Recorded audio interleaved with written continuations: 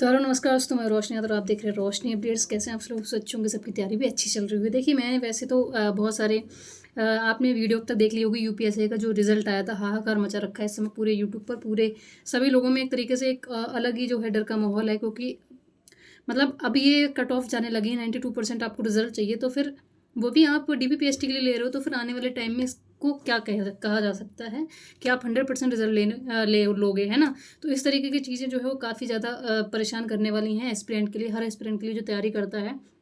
और मतलब दूसरी सबसे बड़ी चीज़ है कि स्कोर कार्ड ही नहीं पता चल पा रहा है। जो भी बच्चे जिनका सिलेक्शन हुआ है या जो आउट हुए हैं, उनको यही नहीं पता चल रहा है कि हम किस बेसिस पे नॉर्मलाइजेशन किया गया है, हमारे कितने नंबर बन रहे हैं, हमारा कितना नॉर्मलाइजेशन हुआ, हम कितने नंबर से रह गए।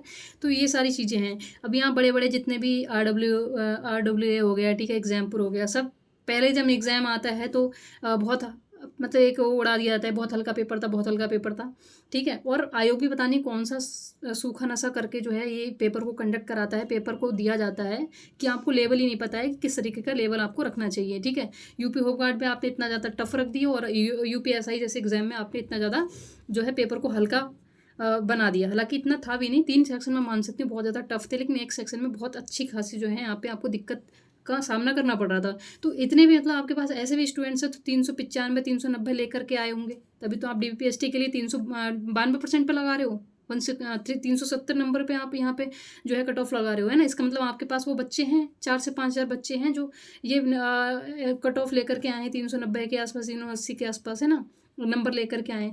तो मतलब मुझे नहीं लगता ये सारी भर्ती बहुत ज़्यादा मतलब पारदर्शिता से हुई है। चीज़ें कुछ ना कुछ तो गड़बड़ हुई हैं। अब इस चीज़ पे क्या है, अभी आप देखिए किसी भी यूट्यूब चैनल पे चले जाइए, RW हो गया, ये हो गया, वो हो गया, ठीक है। बच्चों को जबरदस्ती में हाँ इसका हो गया, हमारी कोचिंग, सब ये दिखाने में लगे हैं कि हाँ उसका हुआ था, बच्चों को हमारी कोचिंग से धोखा हुआ है, ठीक है, हम उसका पूछ रहे हैं, और फालतू की फर्जी वीडियो बना रहे हैं, ठीक है। बस वीडियो बनाने में लगे हैं, क्योंकि हर बच्चा परेशान है। वो जाकर के यूट्यूब यूपी होमगार्ड हो गया, यूपीएसआई को जाके देख रहा है, जो बाहर हुए हैं वो सारे देख रहे हैं कि भाई क्या अपडेट है क्या नहीं है, ठीक है। तो वो सब ना करने के चक्कर में व्यूज़ मैंने देखो अभी तक कोई वीडियोज़ नहीं बनाई थी, क्योंकि पता है ऑलरेडी मेरा भी यहाँ पे यूपीएससी के अंदर था, मेरा भी नहीं हुआ, बहुत सारे ऐसे बच्चे थे। तो मैं क्या ही बात करूँ उस पर, ठीक है। मतलब बोलने लायक नहीं है चीज़ें। अब मैं व्यूज़ के चक्कर में कुछ भी वीडियो बना दूँ तो वो सब मैटर नहीं करता। एक एस्पिरेंट होने के नाते, और जो भी शिक्षक हैं, एक शिक्षक होने के नाते आपको बहुत ज़्यादा चीज़ें को समझ के चलना पड़ता है, मर्यादाओं को फॉलो करना पड़ता है, ठीक है। पर ऐसा हमारे साथ नहीं हो रहा है। जितने RW के हो गए, आप एग्जाम्पल के हो गए, वो अपना अपना लगाने दिखाने में लगे हुए, लो इतना फांसा था, हमने इतना फांसा था, ठीक है। तो मतलब मेन चीज़ ये है कि मुद्दा ये है कि आप ये सब करने के बजाय, आपके पास इतना ज़्यादा स्टूडेंट्स हैं, आप इतने ज़्यादा फ़ैन फॉलोइंग है आपकी इतना सारा बच्चा आप पे विश्वास करता है, आपके बैचेस लेता है, और आप ज़रा ज़रा सी चीज़ों में बैच निकाल देते हो, उससे आप बिल्कुल बच्चों को निचोड़ देते हो। अभी यूपी का पुलिस कांस्टेबल आ रहा है, देखना एंड टाइम पे भी ये दुनिया भर के नोट्स हो गया, ये हो गया, प्रैक्टिस सेट हो गया, बुक्स अलग हो गई, ठीक है, इसका प्रैक्टिस सेट अलग हो गया, रिविज़न वाला बैच अलग निकाल देंगे, ठीक है, थ्योरी वाला अलग निकाल देंगे, स्पेशल टॉपिक्स का अलग निकाल देंगे, खास करके एग्जाम्पल वाले। RW का तो इतना नहीं है, लेकिन विवेक सर का आप देख लेना, ये चीज़ नोटिस करना कभी, ठीक है। तो ये क्या है, आप बच्चे से कमा रहे हो, लेकिन जब भी उसको जरूरत होती है तो आप उसके लिए स्टैंड नहीं ले सकते, आप उसके साथ नहीं खड़े हो। ये सब करने के बजाय यहाँ पे जो रोना हाहाकार मचा रहे हो ना, फालतू का दिखावा बिग व्यूज़ के चक्कर में, उससे बढ़िया ये है कि आप जा करके कैंपेन करो, आप जाके धरने दो, ठीक है, क्योंकि आपके पीछे बच्चे हैं। हम नहीं जा सकते, क्योंकि हमारे पास एक नेता तो मतलब एक लीडर तो चाहिए ना। आप लीड कर सकते हो, आप जा सकते हो, चीज़ें आपके पीछे बच्चा चलने को तैयार हो जाएगा, ठीक है। तो आपको जा करके ये भर्ती बोर्ड को बोलना चाहिए कि देखो ठीक है, हम एलिगेशन नहीं लगाना है किसी प्रकार का भर्ती बोर्ड पर, और लेकिन इसका हमें विश्वास भी तो दिलाइए। विश्वास कैसे दिलाएंगे? विश्वास आप रॉ स्कोर मार्क निकालिए हर बच्चे का, जिसने भी एग्जाम दिया है, ठीक है, और जिसने भी मतलब अच्छे नंबर लेके आए हैं। जैसे बहुत सारे बच्चे ऐसे हैं, जैसे you are not selected in for DBPST, ठीक है। तो इस तरीके का निकल के आ रहा है, नहीं आपने हर सब्जेक्ट्स में जो उन्होंने एक क्राइटेरिया तय कर रखा था 14-14 नंबर का, वो आप लेकर के आए हो, ठीक है। तो मतलब बच्चा इतना क्रॉस कर ले रहा है, तो उसे कितना भी हक नहीं है कि मैंने कितना कराया, मेरे कितने रॉ स्कोर बन रहा है, कितने मेरे मार्क्स बन रहे हैं। बिल्कुल हम यहाँ पे ये इस चीज़ का हक रखते हैं, तो आप उस चीज़ के कैंपेन चला सकते हो, ठीक है। ट्विटर पे आप जो है वो लगा चला सकते हो, अपना कैंपेन चला सकते हो, या फिर आप सरकार के सामने जाके बोल सकते हो सीधे। इससे पहले भी आपने बहुत सारी चीज़ें की हैं, तो इसमें क्या दिक्कत हो रही है? बस मुझे ये समझ में नहीं आता है, ठीक है।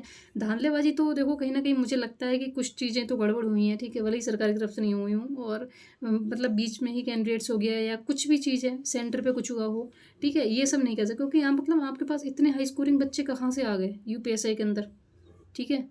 कि जिसका जीके में भी स्कोर अच्छा हो जा रहा है, आपके पास वैसे वैसे बच्चे पड़े हुए हैं, और इतना हल्का पेपर बनाने की ज़रूरत क्या है? पहली चीज़, गधे और घोड़े में अंतर ही नहीं हो पा रहा है। तो ये सारी चीज़ें हैं, इन पे थोड़ा सा आक्रोश है इंसान के अंदर, मतलब जो एस्पिरेंट है उनके अंदर है, ठीक है। और बहुत ज़्यादा मेहनत लगती है पढ़ाई करने में और एक एक चीज़ को कंप्लीट करने में, मतलब आप सालों सोते नहीं हो, आप सालों ये दिक्कत में आपको चैन की नींद नहीं आती है, ठीक है। और आप कोई भी फंक्शन अटेंड नहीं कर पाते हो, आप बहुत सारी चीज़ें सेक्रीफाइस करते हो लाइफ के अंदर, और ये सब देखने के लिए, ठीक है।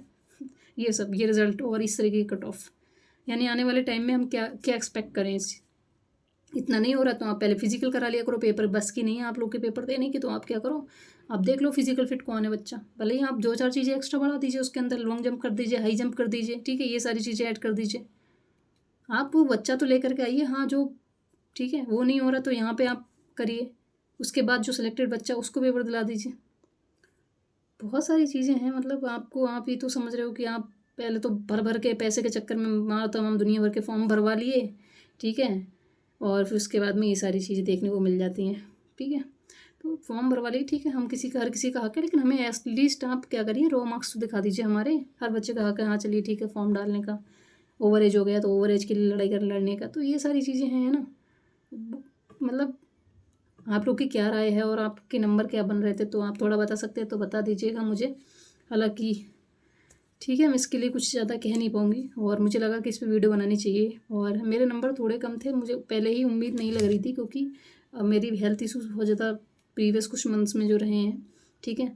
तो फिर भी मतलब एक उम्मीद होती है कि हाँ, नॉर्मलाइजेशन अगर हो गया तो हमारे उतने नंबर भी बॉर्डर पे बन रहे हैं, तो हो सकता है हमारा हो जाए, पर हमें कुछ पता ही नहीं है कितना हुआ है कितना नहीं हुआ है, किस तरीके से नॉर्मलाइजेशन कर रहे हो आप, इतने ज़्यादा और किस शिफ्ट में कितना कर रहे हो, कहाँ से कितने बच्चे, कुछ नहीं पता, केवल यहाँ पे एक तरीके से अंधेरपना मचा रखा है बिल्कुल, ठीक है। तो बाकी आपको कोई डाउट लग रहा है, आप पूछना चाहते हैं तो प्लीज़ मुझे कमेंट सेक्शन में कमेंट कर दीजिएगा। बाकी मिलते हैं नेक्स्ट, तब तक के लिए जय हिंद, बाय बाय।